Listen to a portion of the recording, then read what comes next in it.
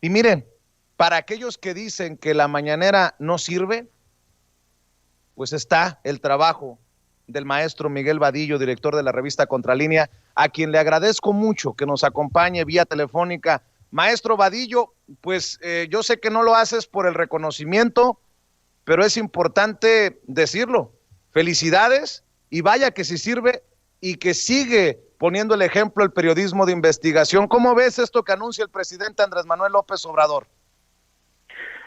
Buenos días, Vicente. Yo creo que es importante ya que se le ponga un freno a este líder sindical corrupto, abusivo y que se ha enriquecido y de manera ilícita con el dinero público de Pemex y con las cuotas sindicales de miles de trabajadores. Esto lo ha venido haciendo durante 26, 25, 26 años que estuvo al frente del sindicato y que es evidente la opulencia en la que vive él y su familia, en la que viven. Yo creo que la decisión tomada por el presidente de obligar a Romero Deschamps a renunciar definitivamente como trabajador en activo, pues marca un precedente y nos damos cuenta que pues sí funciona a veces el trabajo periodístico, ¿no? Nosotros estamos trabajando sobre el tema, seguimos abundando, te doy una primicia. Estamos en este momento terminando la información que subiremos en unos minutos sobre una de las denuncias penales que hay, que se presentó en febrero del año 2019 ante la Fiscalía General de la República y que ahí ha estado guardada por el fiscal Germanero. No han procedido o están reuniendo los elementos necesarios, pero es muy claro ahí que se exige la rendición de cuentas de este líder sindical, porque nunca informó a cuánto ascendían las cuotas y sobre todo cuánto había en las cuentas del sindicato, es decir, por más de 20 años, 25, 26 años, cobró cuotas a los empleados de Pemex y nunca se informó de este dinero, en donde seguramente serán cientos o hasta miles de millones, Vicente. Y yo creo que es momento, ahora que ha dejado definitivamente a Patrulleros Mexicanos, que ha salido, yo creo que es un buen momento para que la Fiscalía General de la República active este expediente y otros, si es que hay más, y se investigue este enriquecimiento ilícito, que no creo que haya forma de comprobar. De hecho, nosotros tenemos datos muy concretos sobre este dinero que tiene el Romero Deschamps y que próximamente daremos a conocer también. Maestro, es ante este caso, nada más quiero confirmar si es el mismo caso, que el juez Juan Pablo Gómez Fierro es señalado de haber concedido un amparo al sindicato para evitar que Pemex entregara la información precisamente de las aportaciones financieras. ¿Es ese mismo caso? Fíjate que hay mucha información.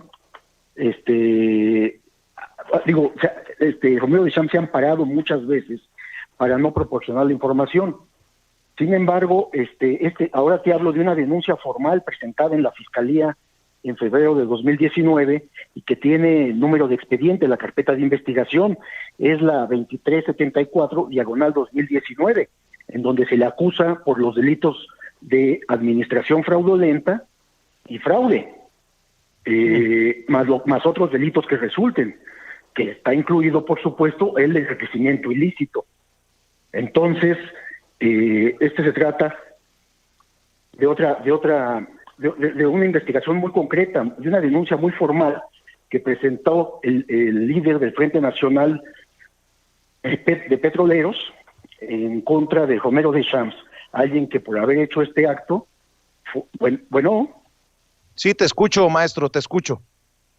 Fue denunciado. Oye, maestro. Fue denunciado y acusado penalmente. ¿Tú estás de acuerdo con tu servidor que no puede quedar el caso de Romero Deschamps por lo que encarna, por lo que representa, por quien ha sido, fue, sigue siendo y tal vez será una renuncia y se acabó? No puede quedar así la cosa, ¿no? Ni creo que quede, la verdad. Yo tengo entendido que también hay investigaciones de la Unidad de Inteligencia Financiera, hay investigaciones del SAT en torno a los impuestos, porque hay una lista de bienes, adquiridos, de dinero en cuentas bancarias de él y de su familia, que pues debe de ser investigado, ¿no? Sí. Pero creo que esto facilita y que ya no esté en activo este líder sindical, ¿no? Pues sí. Porque además, aunque estaba desde hace más de un año, casi 2 años, que había dejado la dirigencia sindical, la verdad es que seguía manipulando y maniobrando al comité ejecutivo, porque como tú sabrás, Manuel Limón, que es diputado priista, pues estaba al servicio de él, como otros dirigentes sindicales de distintas secciones. Todos seguían respondiendo a las instrucciones de Romero Deschamps, y se había convertido en un verdadero problema para la propia industria petrolera, para la propia empresa, ¿no? Maestro, hay muchos que piden desde el periodismo, desde los medios, revisar al poder.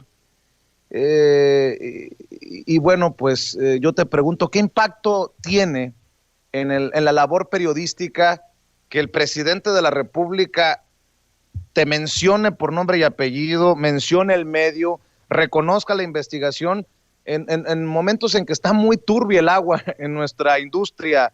Te lo pregunto con mucho respeto, maestro, porque además yo sí soy de los que considero, siempre lo he aplaudido, siempre lo he reconocido, la labor que ustedes hacen en Contralínea. Yo sí creo que si no hubiera sido a la mañanera, si no lo hubieras planteado y hubiera quedado en papel o en la página digital de Contralínea, no hubiera tenido esto que hoy sabemos, este exhorto para que se vaya de una vez por todas Carlos Romero Deschamps. No, mira, Vicente, nosotros en Contralínea, y es lo que debe hacerse en el periodismo, los reporteros hacemos nuestro trabajo no para recibir reconocimientos, premios, ni menciones.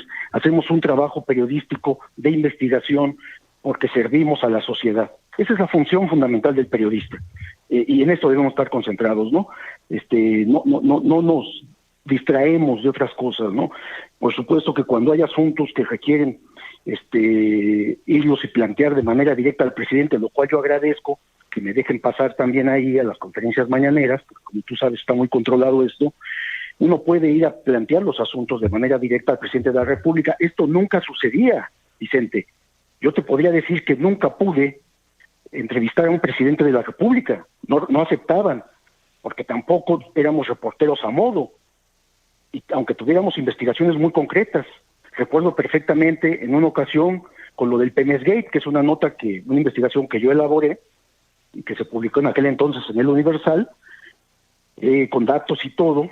Tuve la oportunidad de preguntárselo a Vicente Fox porque había una reunión de todo el consejo editorial del Universal con el entonces presidente panista, y no veas cómo se puso en la mesa, se enojó, se enfureció, me dijo que yo no tenía por qué publicar eso, ahí delante de todos, del dueño del Universal y de todo el consejo editorial. Digo, es la única vez que he podido cuestionar a un presidente. Para mí es muy importante que el mismo presidente de la República atienda la información, las preguntas de los reporteros. Esto es, como te digo, es insólito, nunca había sucedido de esta manera. Entonces, yo no sé por qué no van muchos periodistas, columnistas entre ellos, a preguntar todos los temas, porque es más fácil opinar desde cualquier tribuna sin tener información o sin investigar o solamente dar datos o tomar partido, Vicente. Esto es lo que sucede en la prensa mexicana. La mayoría toman partido por algún grupo político, algún grupo económico, y los defienden públicamente, o sea, además con un enorme cinismo, ¿no? Yo creo que no. Así que esto que comentó el presidente, pues bueno, se agradece que haya un reconocimiento al trabajo de Contralínea, pero no pasa de ahí, pues, Vicente. Así es. Nosotros seguimos firmes en nuestra investigación, porque también investigamos a este grupo político que ahora ocupa la presidencia de la República y todo el gabinete, ¿no? Está bajo el escrutinio nuestro permanentemente. Y hemos publicado en estos 2 años mucha información que, aunque a veces pasa desapercibida en la sociedad, uno debe de continuar informando lo que a la sociedad le interesa, ¿no? Miguel Vadillo, ¿no tardará alguno de estos personajes de los medios tradicionales en salir a defender a Carlos Romero Deschamps, la nueva víctima de persecución política por parte de la Cuarta Transformación, precisamente para cualquier despistado que pueda creer una versión de esa magnitud? ¿Qué representa Carlos Romero de Champs. Nosotros seguimos, obviamente, lo que publican ustedes en Contralínea, las investigaciones las hemos comentado aquí en este espacio libre como el viento. Nosotros también hicimos una denuncia por aquella comida que tuvo Carlos Romero de Champs con el director de Relaciones Humanas o algo así, el puesto que tenía en Pemex, y tuvo que irse este personaje, tuvo que dejar el puesto. Pero ¿quién es este personaje? ¿Es uno de los que podemos considerar como el padrino, como Don Corleone, o no da para tanto? ¿O qué tan gordo es este pez? No, hombre, Romero de Champs es muy importante en la vida política, en la vida sindical, y haber estado al frente de uno de los sindicatos más poderosos y fuertes económica y políticamente. De ahí que muchos de esos dirigentes se convirtieran en diputados, senadores de la República. Para eso daba. No, este es un personaje que ha actuado con toda impunidad, con toda corrupción y con la complicidad, por supuesto, de los gobiernos del PAN y del PRI. No podemos decir otra cosa porque es la verdad. Esta persona que utilizaba todos los recursos que la empresa petrolera del Estado proporcionaba al sindicato, porque eso era el contrato colectivo, esos eran los acuerdos. Nadie sabe su destino de todo ese dinero. Y esto sumado a las cuotas sindicales, que eso causa mucho dolor, porque es dinero de los que se le quita a los trabajadores, y que este hombre, con su grupo, con su camarilla delincuencial, lo utilizaban para lo que ellos quisieran. O sea, no rendían cuentas. Es parte de la denuncia que nosotros estamos hoy terminando y subiendo a la página de esta denuncia penal que hay contra él, y que extrañamente, porque yo también creo que el trabajo del fiscal Alejandro Gertz Manero ha sido muy importante, o es muy importante, y sí está haciendo muchas investigaciones por corrupción en contra de muchos servidores públicos, en contra de privados y etcétera. Yo sí creo que va a tomar este asunto, que tiene 2 años ahí esta denuncia muy concreta y muy específica por los delitos de administración fraudulenta de las cuotas sindicales y mala administración y fraude cometido con todo el dinero que ahí se juntaba. Entonces, si hablamos de un personaje, Romero de Champs, de esos niveles de corrupción, sí es uno, yo creo que es el representante de la impunidad y la corrupción sindical que ha habido en este país. Él, y por supuesto hay otros más, ¿no? Ha habido otros más, pero yo creo que él es un ejemplo clarísimo de las últimas 3 décadas, Vicente.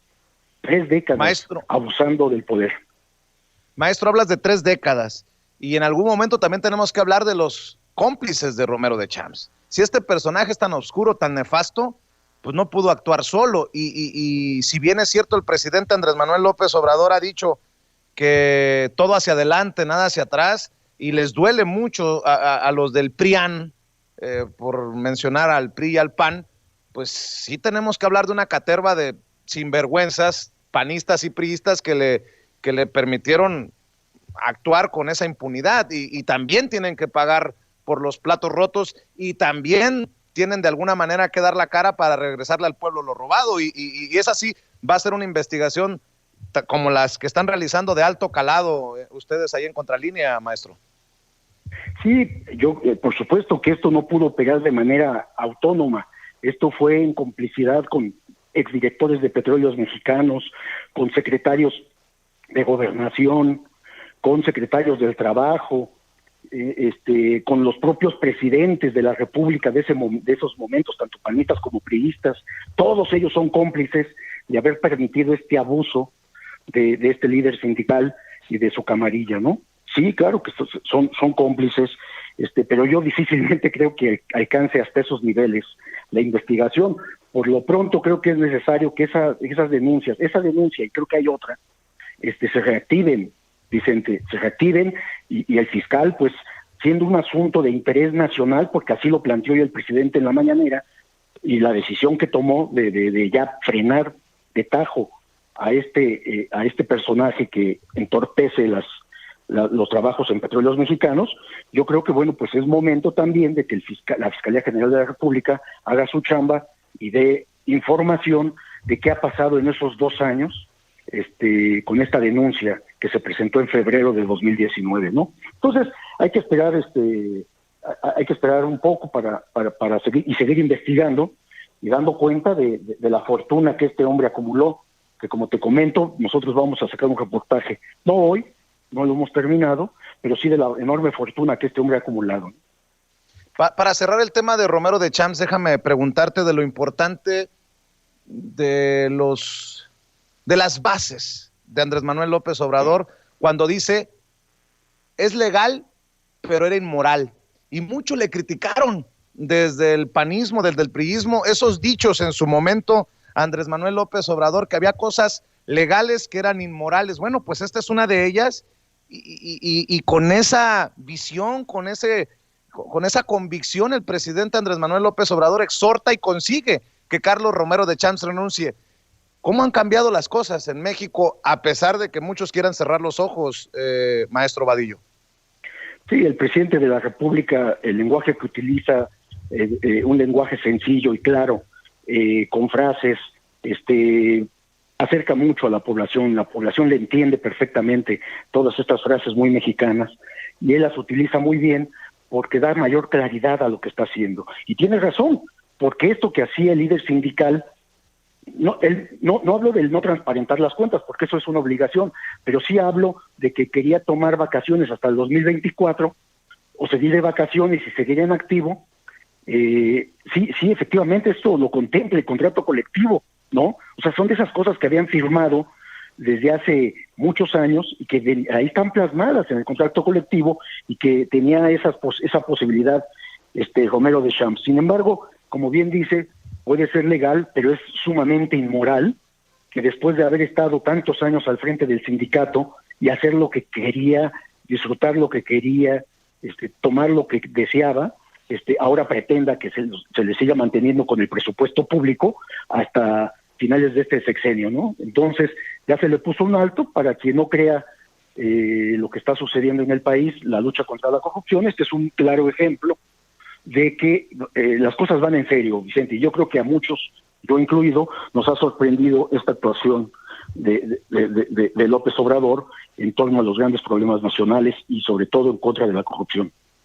Acción rápida, contundente del presidente ante el planteamiento y la investigación que realizan ustedes en Contralínea. Quiero invitar a todas las personas que nos están viendo y escuchando a revisar lo que publican los colegas de Contralínea en www.contralinea.com.mx y en todas las plataformas digitales, en todas las redes sociales. Maestro, perdón que abuse de tu tiempo, no sé si tengas la amabilidad, la generosidad de respondernos un par de preguntas de tu más reciente artículo, porque nos llevas 2 pasos adelante, maestro. Sacas una y nos descuidamos tantito, ya sacaste otra, y son relevantes estas investigaciones. Déjame preguntarte, si me permites, Miguel, sobre la partida secreta que se robó Salinas de Gortari. Esto que has publicado en tu columna Oficio de Papel en la revista Contralínea también deja la víbora chillando, como digo yo, y deja mal parados a personajes que son críticos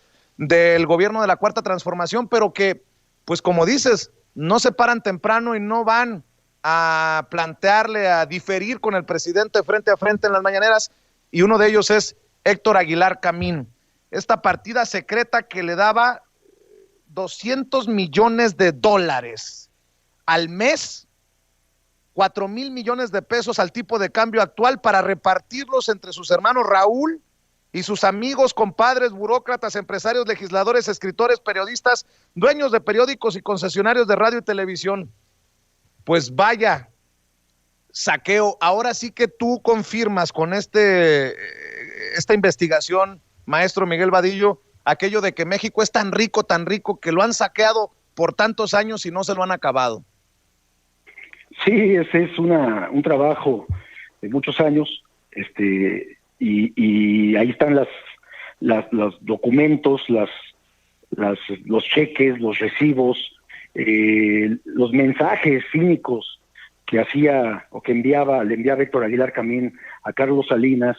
Le endulzaba el oído y le pedía de favor que sus finanzas andaban mal y que le diera dinero, y el otro, pues como no era dinero de él, era dinero público, dinero del erario, con toda facilidad daba órdenes que se le pagaran por adelantado cosas que tal vez ni hacía, que no hay evidencia de esos famosos estudios, y que bueno, pues era un saqueo y una complicidad de presidencia de la República con un grupo de intelectuales, como siempre ha habido, y que aquí se muestra claramente que dinero de la famosa partida secreta, que afortunadamente a iniciativa de este gobierno ha sido finalmente cancelada, ya para que ni este gobierno ni ningún otro presidente de la República que venga utilicen dinero público para beneficiar a sus familiares, amigos, compadres, etcétera, etcétera. Entonces, ahí están las pruebas de esta complicidad y relación tan estrecha que mantuvo este intelectual orgánico con el entonces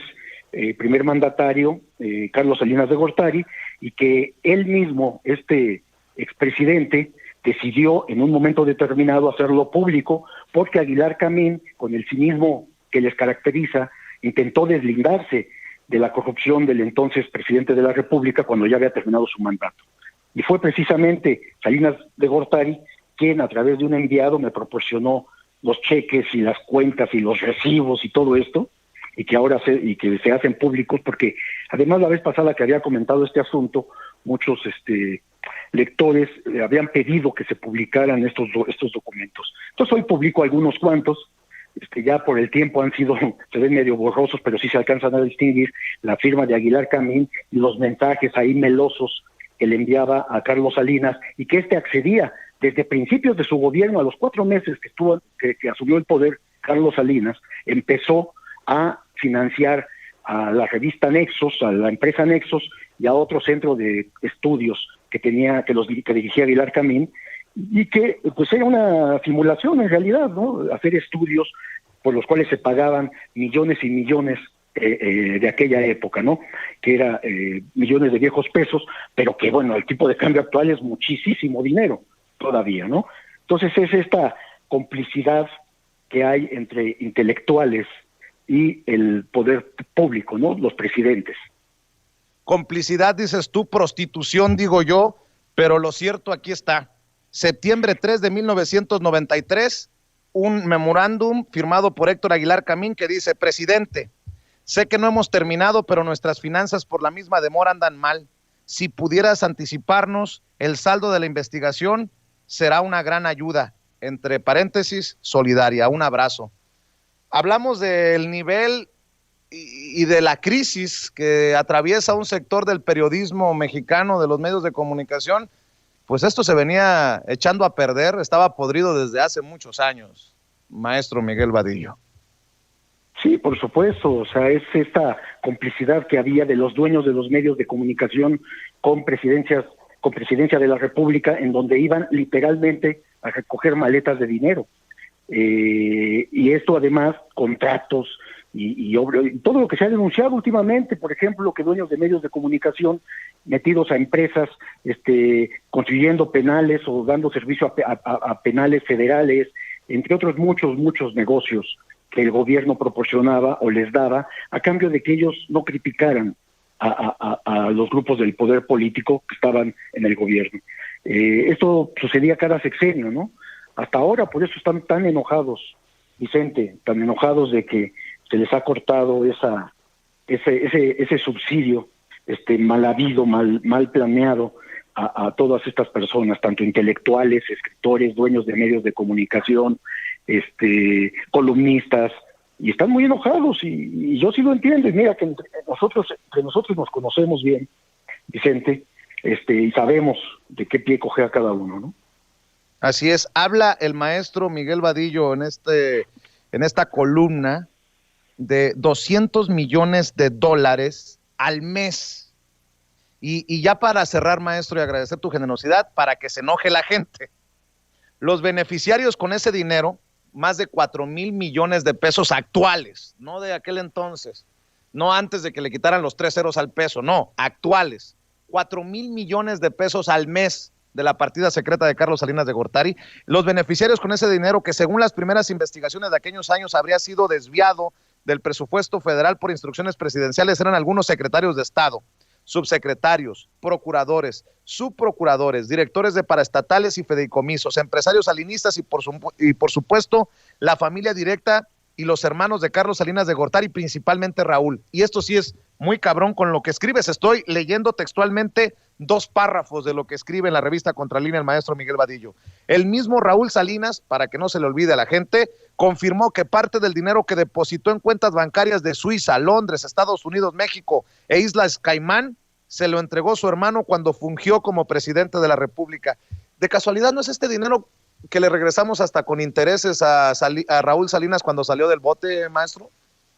No lo dudo que ahí hay parte de ese dinero, porque con ese dinero pues compraban ranchos, casas, residencias, tenían cuentas bancarias en todo el mundo, en Estados Unidos y en Europa principalmente, y en paraísos fiscales para que nadie los investigara.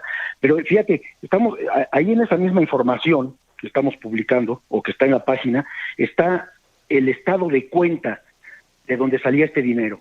Y ahí pueden ver el monto total y hacer sus cálculos, porque obviamente no eran dólares, eran pesos mexicanos, pero traducido para el momento en dólares para que entendamos a cuánto ascendería actualmente. Hablaríamos de 4,000 millones sin contar la inflación. Habría que incrementar la inflación de casi 30 años que hubo. O sea, sería más alta la cifra ahora, más alta de los 4,000 millones. Entonces, ahí está el estado de cuenta y vienen cómo se disponía de ese recurso, un estado de cuenta del banco, las personas que estaban acreditadas en la cuenta, que estaban en el área administrativa de la Presidencia de la República, eran los prestanombres, pues, porque ese dinero todo lo autorizaba el entonces presidente Carlos Salinas, a quien se le entregaba. Si algún funcionario se portaba bien o hacía algo que él le pedía, pues les daba bonos, cheques, lo mismo que hacía con escritores, intelectuales, políticos, legisladores, empresarios, ¿no? Esa era la forma de actuar en aquellos momentos. Maestro Miguel Vadillo, como siempre, desde esta trinchera reconocemos, celebramos el trabajo que realizan en Contralínea, y para aquellos que siguen señalando que la mañanera es un circo, pues es un circo que funciona cuando el periodismo es eso y no golpeteo. Y ojalá que sigan adelante, y nosotros invitando a todas las personas para que visiten el sitio de internet y lean al maestro Miguel Vadillo, lean a Sósimo Camacho, lean a Nancy Flores, lean a todos los colegas que trabajan en la revista Contralínea en www.contralinea.com.mx y en todas las redes sociales para que apoyen el periodismo independiente, el periodismo de investigación. ¿Con qué te despides, maestro? No, nada más agradecerte el espacio, Vicente. Nosotros seguimos haciendo nuestro trabajo. Te agradezco. Buenos días. Un abrazo. Es el maestro Miguel Vadillo, director de la revista Contralínea. Después de este madrazo anunciado por el presidente Andrés Manuel López Obrador contra Carlos Romero